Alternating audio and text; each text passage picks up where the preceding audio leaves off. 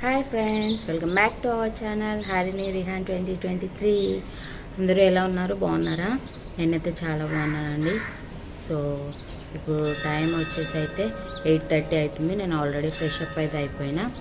So అలాగే మన blog అయితే కంటిన్యూ అవుతుంది, చూసేయండి. సో ఇవాళ అయితే టిఫిన్ ఏం చేయలేదండి, సండే కదా, చాలా లేట్గా అయితే లేచాను. సో మా వారైతే బయటికి వెళ్ళి పూరి అలాగే పప్పు టిఫిన్ అయితే తీసుకొచ్చారు. అదైతే తినేసి మేము టీ కూడా తాగేసాము. సో తర్వాత సండే కాబట్టి చికెన్ అయితే తీసుకొచ్చారు. దాన్ని అయితే నేను ఎలా మ్యారినేట్ చేస్తానో చూడండి.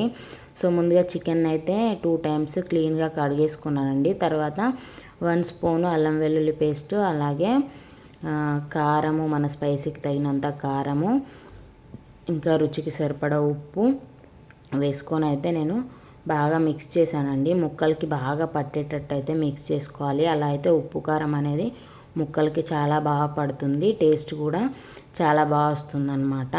సో చికెన్ అయితే వండేసిన, ఆ ప్రాసెస్ ఆల్రెడీ మన షార్ట్స్లో ఉందని చెప్పి చూపించలేదు. నెక్స్ట్ అయితే చికెన్ కట్లెట్స్ చేశాను. ఈ రెసిపీ అయితే మన షార్ట్స్లో ఉంటుంది, ప్లీజ్ చెక్అవుట్ చేయండి. సో తర్వాత ఈవినింగ్ వచ్చేసి చాయ్ అయితే పెట్టుకున్నామండి. సో ఆల్మోస్ట్ చాయ్ కూడా మరిగిపోతుంది, చాయ్ కూడా అయినట్లే. సో నెక్స్ట్ వచ్చేసి చెరో కప్ అన్నమాట, మా వారికి ఒకటి నాకొకటి అయితే చాయ్ పోసుకొని అయితే చాయ్ తాగేసినాము. సో మళ్ళీ నైట్కి వచ్చేసి డిన్నర్ ప్రిపేర్ చేయాలి కదా, చికెన్ ఉంది కాబట్టి చకచక మన చపాతీలు అయితే చేసేసి ఇలా కొంచెం కొంచెంగా ఆయిల్ అప్లై చేసుకుంటూ అయితే నేను కాల్ చేశానండి. చాలా ఈజీగా చేసుకోవచ్చండి చపాతీలు. చాలా వీడియోస్లలో డీటెయిల్గా చూపించాను, అందుకనే ఇందులో అంత డీటెయిల్గా అయితే చూపించట్లేదు.